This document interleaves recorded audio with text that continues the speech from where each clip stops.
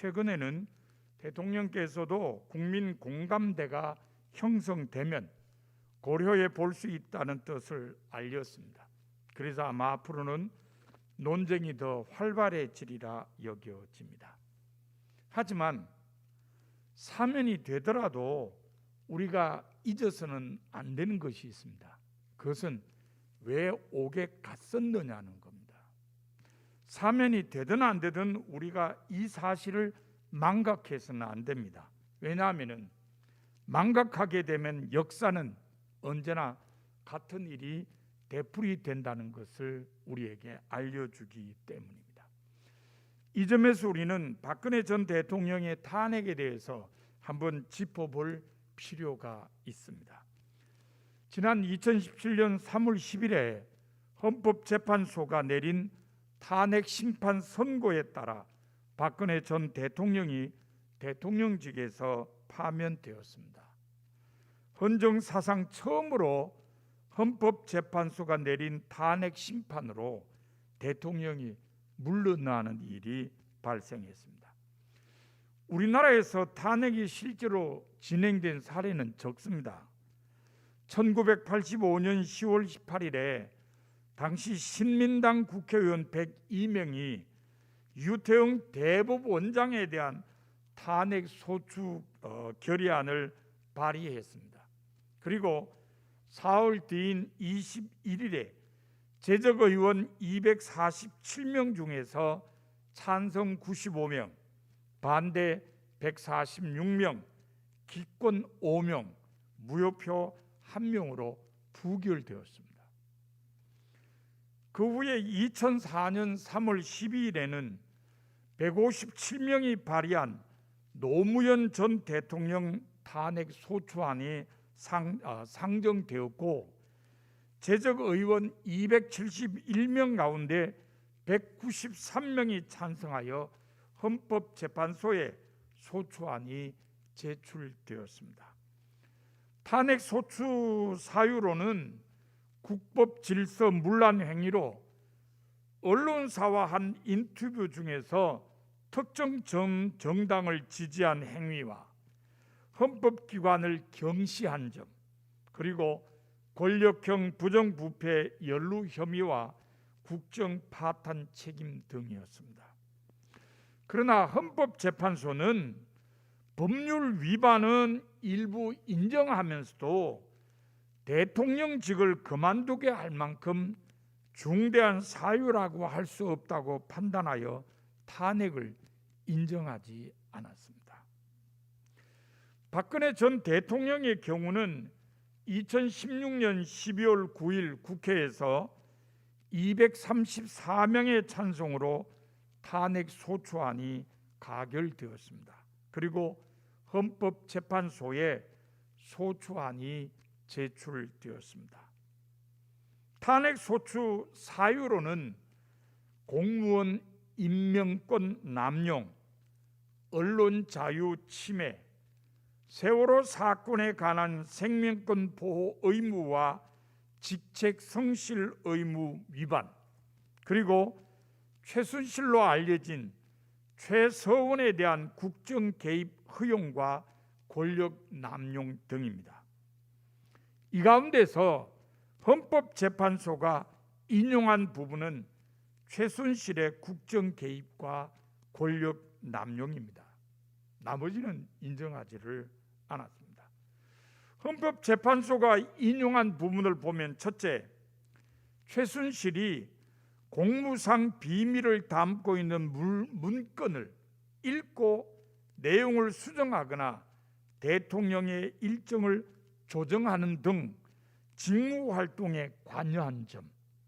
둘째, 최순실이 공직 후보자를 추천하기도 했는데 그중 일부가 최순실의 이권을 도왔다는 점. 셋째, 박근혜 전 대통령이 최순실의 이권 개입에 직간접적으로 도움을 주어서 기업의 재산권을 침해하고 기업 경영의 자유를 침해했다는 점. 넷째, 박근혜 전 대통령이 최순실에 관한 의혹이 제기될 때마다 부인하고 의혹 제기를 비난함으로써 헌법기관에 의한 견제나 언론에 의한 감시 장치가 제대로 작동할 수 없었다는 점입니다. 이외에도 조사에 성실하게 임하지 않은 부분도 지적하면서 이 모든 것을 헌법과 법률 위배 행위로 보았습니다. 그래서 헌법재판소 재판관 8명이 전원 일치로 탄핵 소추를 인용하여 박근혜 전 대통령을 파면했습니다.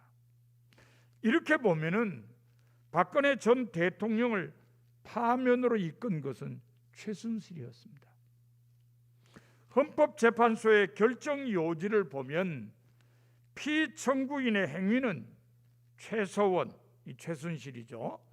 최서원의 이익을 위해 대통령의 지위와 권한을 남용한 것으로서 공정한 직무 수행이라고 할 수 없으며 헌법, 국가공무원법, 공직자윤리법을 위반한 것입니다라고 했습니다. 그리고 뒤이어서 피청구인은 미러와 K스포츠 슬립, 브레이크라운드와 WK 및 K디코퍼레이션 지원 등과 같은 최서원의 사익 추구에 관여하고 지원하였습니다라고 언급했습니다. 헌법재판소는 최순실과 관련된 이 모든 일이 한순간의 일이 아니라 재임 기간 전반에 걸쳐 계속 이루어졌고 국회와 언론의 지적에도 불구하고 오히려 사실을 은폐하고 관련자를 단속해 왔다고 하면서 대의 민주주의 원리와 법치주의 정신을 훼손했다고 했습니다. 마지막 결론에서는 피청구인의 법 위배 행위가 헌법 질서에 미치는 부정적 영향과 파급 효과가 중대하므로 피청구인을 파면함으로써 얻는 헌법 수호의 이익이 압도적으로 크다고 할 것입니다라고 마무리했습니다. 재판관 안창호가 낸 보충 의견은 이 결론을 더 확실하게 했습니다. 이런 내용입니다. 이 사건 탄핵 심판은 보수와 진보라는 이념의 문제가 아니라 헌법 질서를 수호하는 문제로 정치적 패습을 청산하기 위하여 파면 결정을 할 수밖에 없다. 헌법 질서를 수호하기 위해 대통령 파면을 결정할 수밖에 없다는 이 보충 의견은 모든 국민은 법을 지켜야 하며 대통령도 예외일 수 없음을 분명하게 드러냈습니다. 법을 지킨다는 게 무엇보다 중요하며 법을 지킨다는 게 무엇보다 우선되어야 함을 지적한 의견입니다.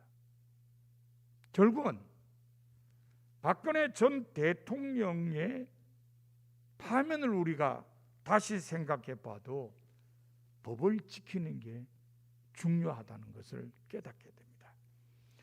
우리는 성서에서도 이런 가르침을 찾아볼 수 있습니다. 오늘 본문은 그 좋은 예입니다. 오늘 본문은 성전세와 관련된 말씀입니다. 반세길이란 말이 성전세를 의미하기 때문입니다. 성지 순례를 꿈꾸는 사람들은 가장 먼저 예수님께서 거니셨던 이스라엘을 찾습니다. 예수님께서 자라신 나사렛도 찾고 예수님께서 공생의 대부분을 보내신 갈릴리 지역도 찾고 예수님께서 고난받으신 예루살렘도 찾습니다. 그런데 성지 순례를 위해 예루살렘을 찾는 사람들은 몇 가지 안타까움을 느끼게 됩니다. 그 가운데 가장 크게 느끼는 안타까움은 옛 성전이 있던 자리에 회교도들이 지은 황금 도움 사원이 있다는 사실입니다. 다른 지역과는 달리 예루살렘 성전이 있던 장소는 회교도들이 점령하고 있습니다. 무장 군인들이 출구를 지키고 있습니다. 출입구를 지키고 있습니다. 그래서 출입하는 자체가 자유롭지 못합니다. 거기다가 회교도들이 지키는 절기가 된다든지 아니면은 소요가 일어났든지 하면은 못 들어갑니다. 다 봉쇄를 해버립니다. 다행히 봉쇄가 되지 않아서 들어갈 기회가 주어진다 하더라도 기도와 찬송과 예배는 금지되어 있습니다.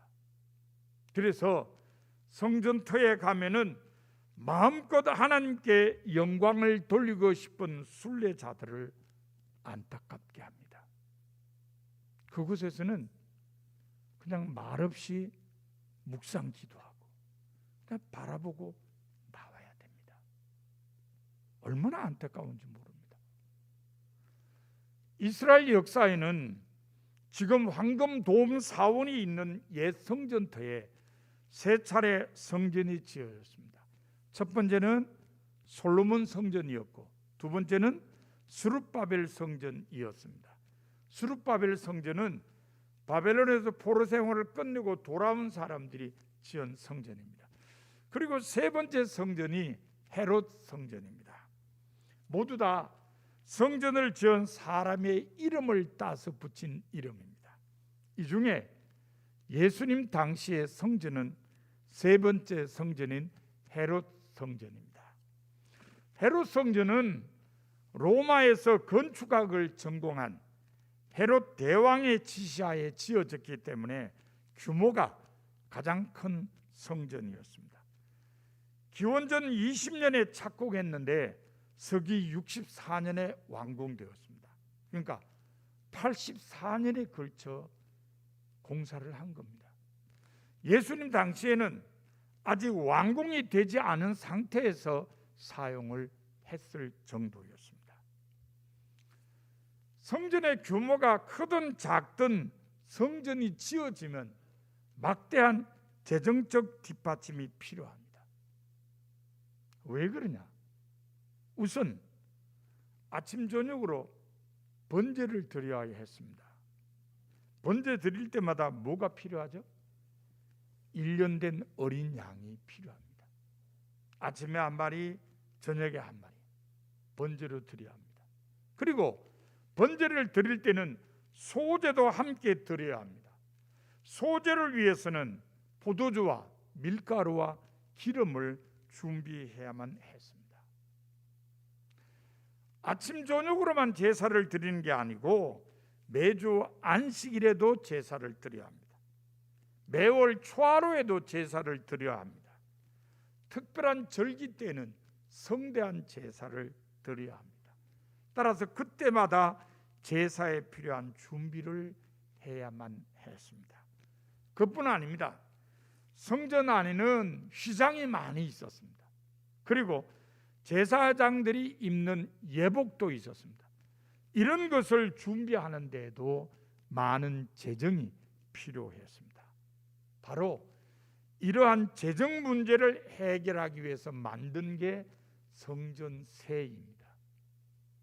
출애굽기 30장 13절에 보면 20세 이상 된 모든 유대인 남자는 매년 한 번씩 성전세로 반세겔을 내도록 규정했습니다.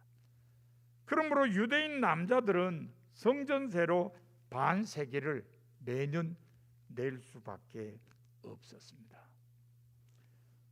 오늘 본문에 의하면 이런 이유로 가버나움에서 성전세를 받는 사람들이 베드로에게 너의 선생은 반세겔을 내지 아니하느냐고 물었을 때 베드로는 예수님께 여쭤보지도 않고 내신다 그렇게 대답을 했습니다.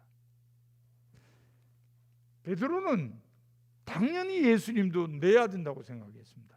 왜냐하면 모든 유대 남자들이 매년 한 번씩 반세기를 성전세로 내야 했기 때문입니다.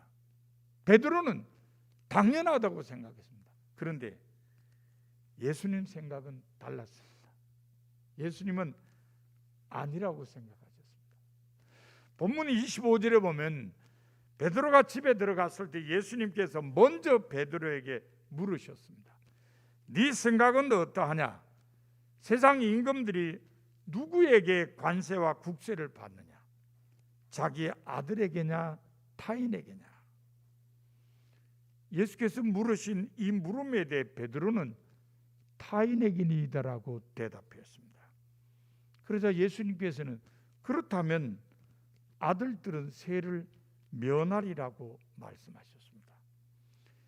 예수님께서 여기까지 말씀하셨을 때 베드로는 가슴이 철렁 내려앉았으리라 여겨집니다. 예수님 말씀이 성전세를 내지 않으시겠다는 뜻으로 들리기 때문입니다. 베드로는 예수님께 여쭤보지도 않고 이미 성전세를 받는 사람들에게 예수님도 성전세 내신다고 말했으니까 난처하게 되었다는 생각이 들었을 겁니다. 제자의 입장을 알 리 없는 스승이 좀 야속하다는 생각이 들었을는지도 모릅니다. 예수님께서는 이런 마음을 아셨는지 뜻밖이라고 여겨지는 말씀을 하셨습니다. 본문 27절에 보면 베드로에게 예수님께서는 이렇게 말씀하셨습니다. 그러나 반전이죠, 그죠? 그러나 우리가 그들이 실족하지 않게 하기 위하여 네가 바다에 가서 그물을 던져 먼저 오르는 고기를 가져 입을 열면 돈 한 세겔을 얻을 것이니 가져다가 나와 너를 위하여 주라. 베드로에게는 다행스러운 말씀으로 들려졌으리라 여겨집니다. 자기 말대로 성전세를 내게 되었으니까요. 자, 그렇다면 예수님께서는 왜 내지 않으셔도 되는 성전세를 내도록 하셨을까요?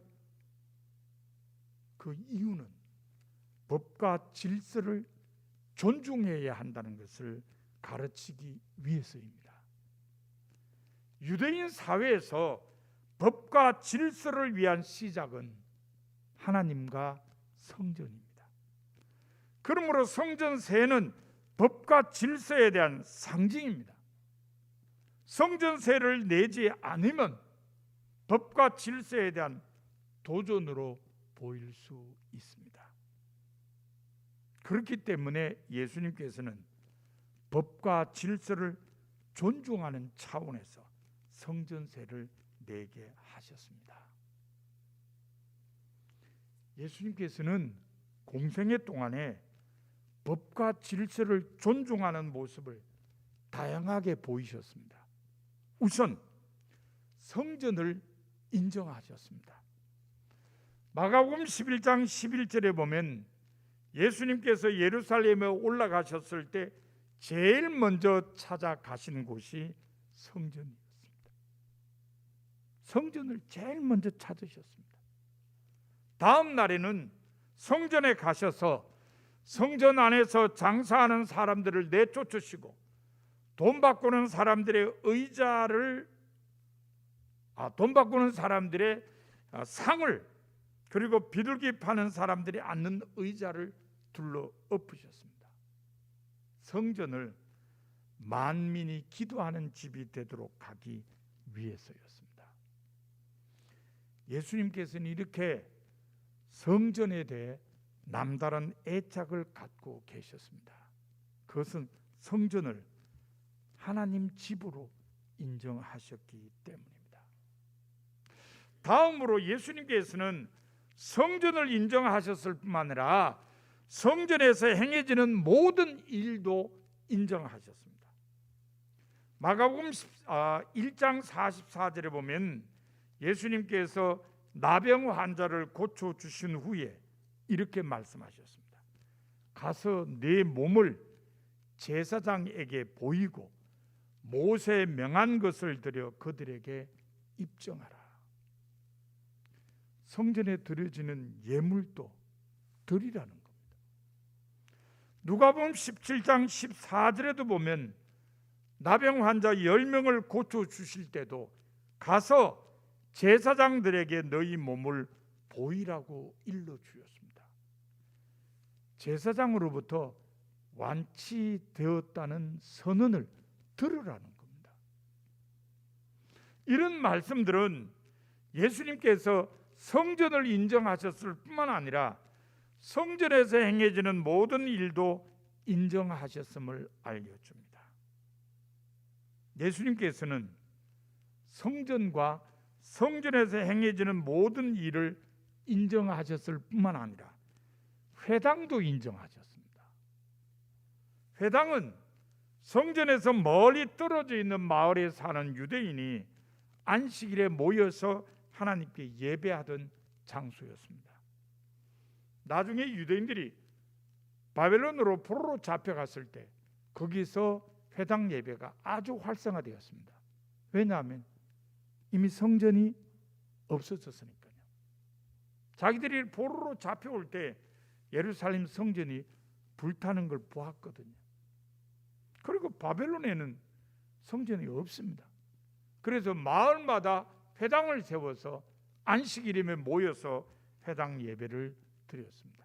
그런데 예수님께서는 공생의 초기에 가버나움과 나사렛에 있는 회당에서 하나님의 말씀을 가르치셨습니다. 예수님 당시에 회당에는 회당장이 있었습니다. 이 회당장이 하는 일 중에 아주 중요한 일 가운데 하나가 매주 안식일이 되면 하나님의 말씀을 가르칠 강사를 섭외하는 겁니다. 그래서 예수님께서도 처음에는 강사가 되셔서 회당 예배 때 하나님의 말씀을 가르치셨습니다. 나중에는 예수님 회당 출입이 금지당하셨어요. 못 들어가셨습니다. 그러나 회당 출입이 금지되시기 전까지는 예수님이 안식일마다 회당을 찾으셨습니다. 이것은 예수님께서 회당과 그곳에서 드려지는 예배를 인정하셨음을 의미합니다.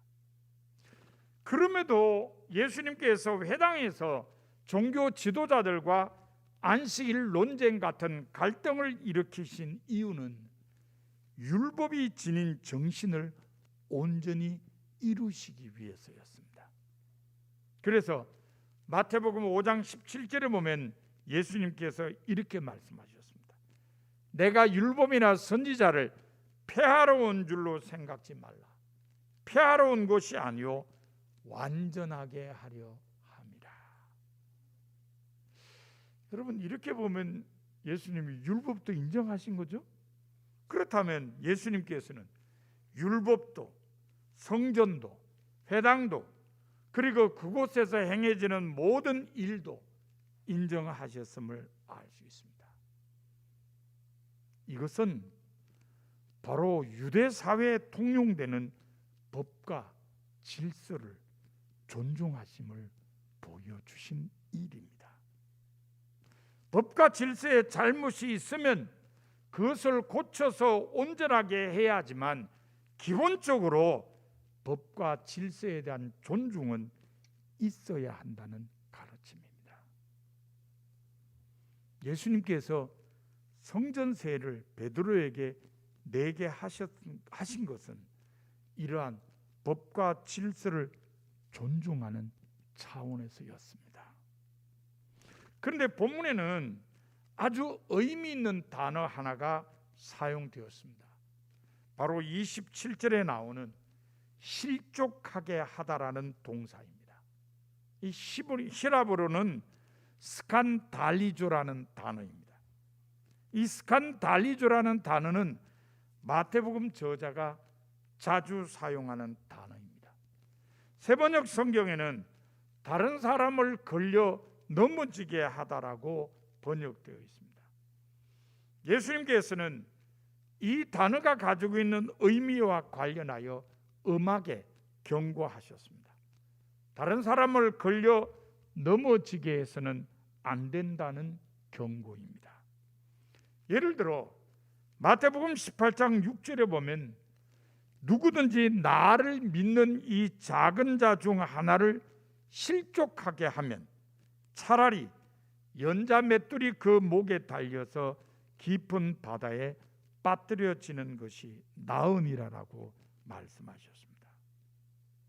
여기 실족하게 하면, 걸려 넘어지게 하면, 그런 단서가 붙어 있습니다. 이게 참 무서운 말씀입니다. 작은 자 하나를 실족하게 하면, 작은 자 하나를 걸려 넘어지게 하면 차라리 죽는 게 낫다는 말씀입니다. 엄한 경고입니다. 이렇게 다른 사람을 걸려 넘어지게 하는 일을 무섭게 경고하신 예수님이시기에 성전세를 내게 하셨습니다. 성전세를 내지 않으셔도 될 자유와 특권이 있지만 다른 사람이 걸려 넘어지게 될까 봐 내게 하셨습니다. 혹시라도 있을 나쁜 본보기가 될 가능성을 없애기 위해서였습니다. 예수 선생님도 안 냈대, 이런 말이 나오지 않도록 한 겁니다. 혹시라도 오해하여 실족하는 사람이 있을까 봐 배려하셨습니다. 예수 선생은 법도 안 지키나 봐, 성전세를 안 냈디야. 이런 걸 다 없애려고 성전세를 내게 하신 것입니다. 결국 예수님께서는 법과 질서를 존중하며 다른 사람이 걸려 넘어지지 않게 하시려고 성전세를 내게 하셨습니다. 예수님께서 이렇게 하셨는데 누가 법과 질서를 무시하며 다른 사람을 걸려 넘어지게 할 수 있겠습니까? 아무도 그렇게 할 수 없습니다. 그렇게 해서는 안 됩니다. 아무도 법과 질서를 무시하여 다른 사람을 걸려 넘어지게 할 수는 없습니다. 사랑하는 성도 여러분, 지금까지 여러분은 법에 대해서 어떻게 생각하셨습니까? 혹시라도 지켜도 그만, 지키지 않아도 그만이라고 생각하지는 않으셨습니까? 내게 유익이 될 때는 지키고 내가 불편해질 때는 쉽게 어기지 않으셨습니까? 오늘 예수님께서는 법을 지키라고 말씀하십니다. 사회 질서를 유지하며 다른 사람이 걸려 넘어지지 않도록 법을 지키라고 하십니다. 그것이 그리스도인이 따라야 할 행동 원칙이기 때문입니다. 여러분 모두 다른 사람을 배려하며 사회 질서를 유지하기 위해 법을 잘 지키며 사는 성도가 다 되시기를 바랍니다. 기도하겠습니다.